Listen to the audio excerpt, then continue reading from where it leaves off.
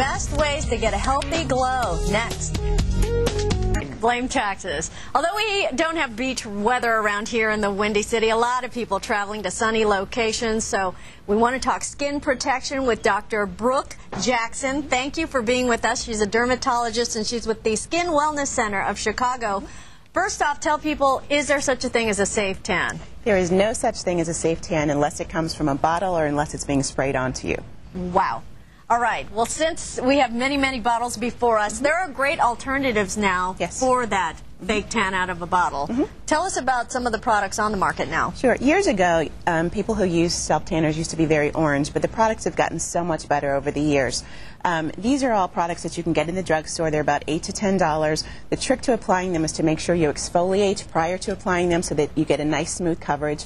And then you probably need to reapply them about every 2 to 3 weeks depending on the turnover of your cells for your skin. Now, a lot of people seem far more educated about sun protection, but what is the difference between a sunscreen and a sunblock? Because it is very confusing because there are so many products when you go to the drugstore. Sure.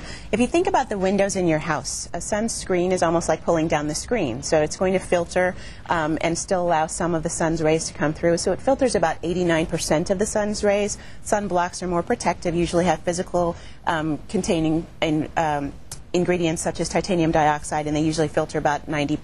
Look at these big numbers you have here, though. 55, 45, 50. In general, what should people be buying? On a daily basis, just walking around, probably an SPF 15 or 30. If you're going to go to be sun exposed at the beach, at the park, you want to go a little bit higher, probably about 55 or 60. Let's talk about the kids, because a lot of us parents chasing them around, spraying them down. What's the lowdown? If the child is under 6 months, you really should discuss this with a pediatrician. Because of the chemicals in some of the sunblocks, most pediatricians don't want infants to use them. But the thing about kids is you have to make it fun. You need to get it on them. Make sure you reapply every 90 minutes or so. Clothing, absolutely key. These are sun protective clothing. This hat, this little swimsuit, actually belongs to my daughter. And it's got an SPF of about 50 in it. I love this product. Yep.